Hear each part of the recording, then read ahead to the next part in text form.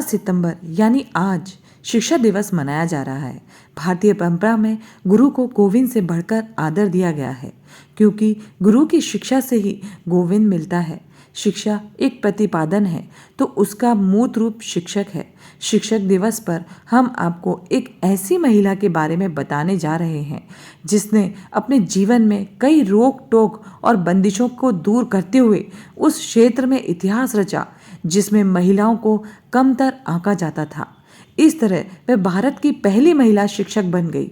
उनका नाम है सावित्री बाई फूले।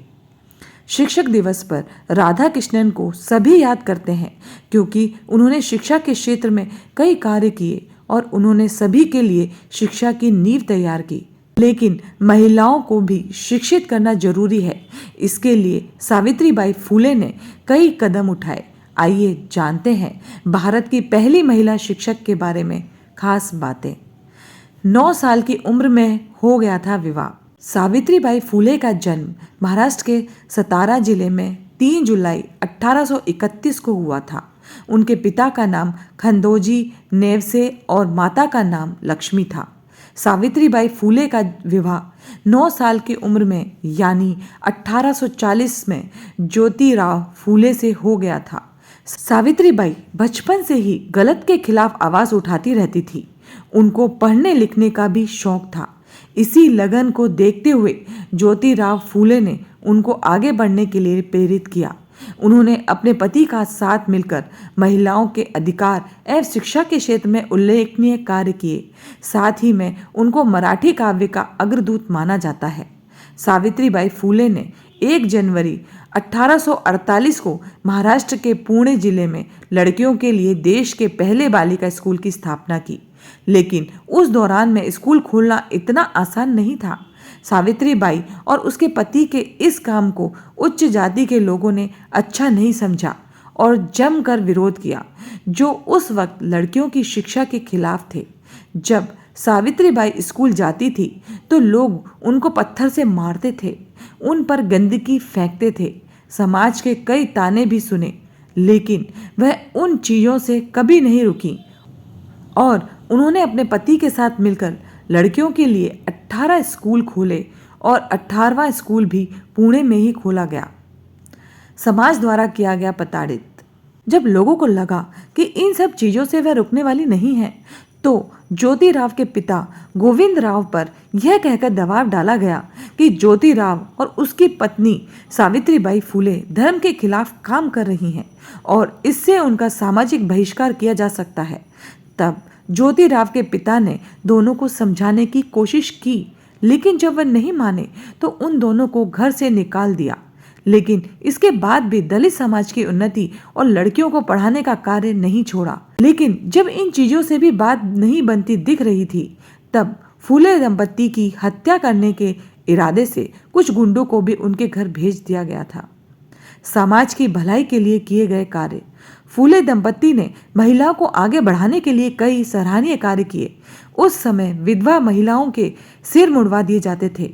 गर्भवती विधवा महिलाओं का समाज से बहिष्कार कर दिया जाता था। बाल विवाह, सती विवाह, छुआछूत, दलित उत्थान और न जाने कितने सामाजिक कुरीतियों के खिलाफ दोनों पति पत्नी लड़े और महिलाओं के लिए कई कार्य किए। ज्योतिबा और सावित्री बाई ने गर्भवती महिलाओं के लिए बाल हत्या प्रतिबंधक गृह भी खोला। यह ऐसी गर्भवती महिलाओं का घर था जिनको समाज में प्रताड़ित किया जाता था। यहाँ बच्चों को शिक्षा और उज्जवल भविष्य दिया जाता था। एक बार सावित्री बाई ने आत्महत्या करने जा रही एक विधवा ब्राह्मणी महिला काशीबाई को रोका और उससे वादा किया कि बच्चा होने के बाद वह उस बच्चे को अपना नाम देंगे। तब महिला ने बच्चे को जन्म दिया, जिसे फूले दंपत्ति ने अपना नाम देकर परवरिश की और पढ़ा लिखा कर डॉक्टर बनाया। क्रांतिकारी कदम उठाने वाली पहली महिला बनी सावित्री बाई। उनके पति ज्योतिराव को भी महाराष्ट्र और भारत में सामाजिक सुधार आंदोलन में एक सबसे महत्वपूर्ण व्यक्ति के रूप में माना जाता है। उनको महिलाओं और दलित जातियों को शिक्षित करने के प्रयासों के लिए जाना जाता है। ज्योतिराव बाद में ज्योतिबा के नाम से भी जाने गए और वह सावित्री बाई के संरक्षक, गुरु और समर्थक थे। दोनों ने एक दूसरे का बराबरी से साथ निभाया और किसानों व मजदूरों के लिए समस्याओं के लिए संघर्ष किए। ज्योतिबा की मौत के बाद सावित्रीबाई ने उनकी चिता को आग लगाई। ऐसा क्रांतिकारी कदम उठाने वाली सावित्री पहली महिला थी। उनकी मृत्यु के बाद सावित्रीबाई ने पूरी कुशलता के साथ ज्योतिबा के आंदोलन का नेतृत्व किया। इस दौरान कई ग्रंथों की रचना भी की और आधुनिक जगत में मराठी की पहली कवित्री भी बनी। इस तरह हुई मृत्यु।